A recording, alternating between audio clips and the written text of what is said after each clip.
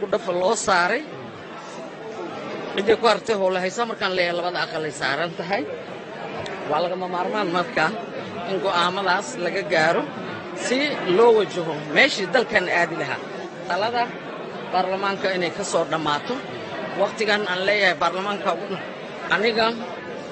bishan lagu jira hadda waa la wada ogsoon yahay waa juun kalfadhiga sidiisaba waa 4 bilood luulyo iyo agosto september iyo october 16kii bishii november 2016 ayaa kursigayga maalintaas jawhar lagu doortay baarlamaankana December aan u dhaaranay waqti ma harin kalfadhigaan inna saaraya ilaahay tawfiiqda taladeena ha ku daro allahna waafajiyo ummadda Soomaaliyeed meel kastoo joogaan waxaan leeyahay ilaahay bogooda burcada ha isu mariyo ilaahay qof la arko waa mas'uul naftiisa iyo qoyskiisa gurigiisa meesha ka bilaabata wixii qurux badan oo la qabtay ay dawladda jamhuuriyadda federaalka Soomaaliya iyo golayaashaba ay qabteen hal looga mahad celiyo hal lagu dhiirigeliyo madaxda qaranka waayo qofkii aan dadka u mahad celinin ilaahayna uma shukri noqo ilaahay aan ka barino caafimaadsan safareenkan iyo cudurrada iyo daadadka iyo fatahaadda ilaahay hana baalmariyo hanoo saqiro hanaga badbaadiyo inta dhimatay allah u naxariisto inta caafimaad daradu hayso allaha caafimaad ha siiyo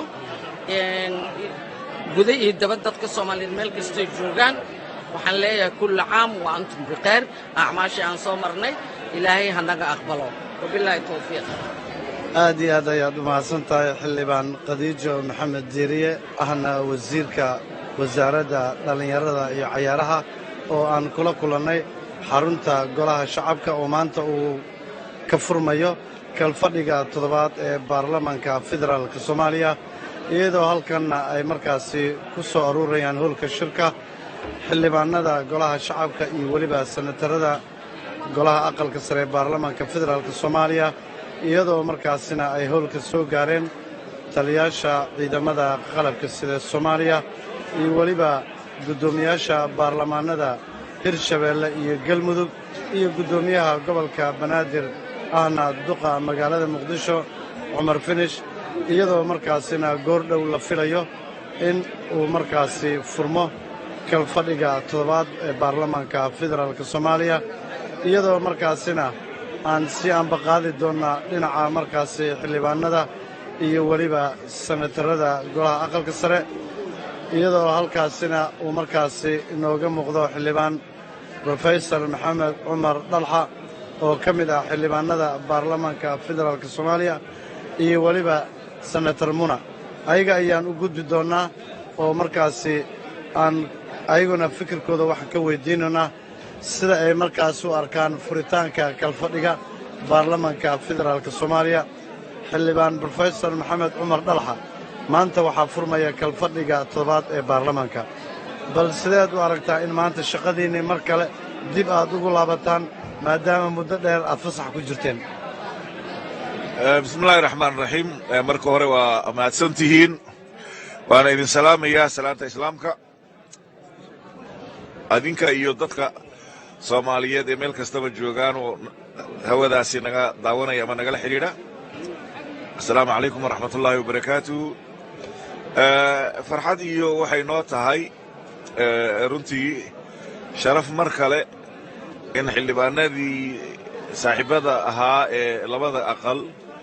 golaha shacabka iyo aqalka sareba annagoo caafimaad qabna ee beer intii dhimatayna allah u naxariistee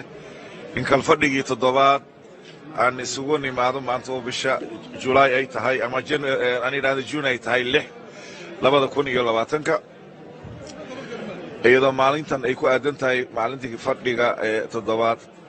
furitaankiisii ee aan sugayno inuu noo furo madaxweynaha jamhuuriyadda Soomaaliya halkaa wixii ka dambeeyana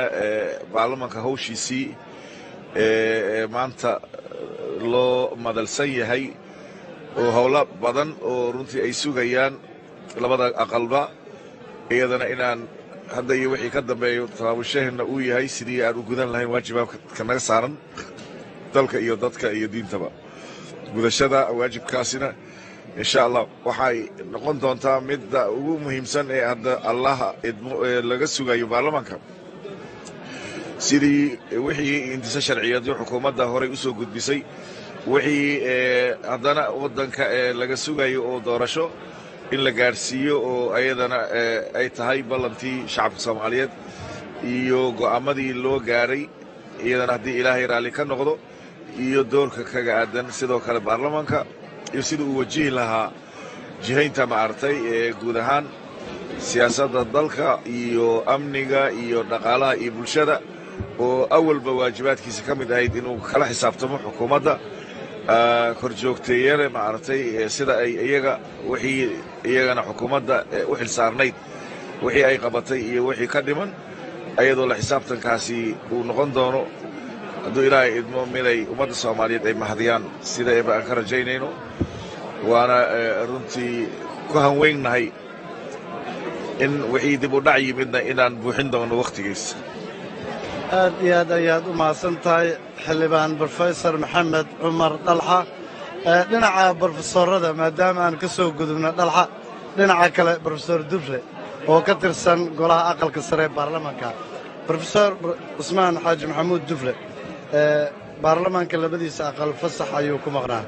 haatan dib ayaad u soo laabateen oo maanta waxaa idin furmaya kala fadhiga toddobaad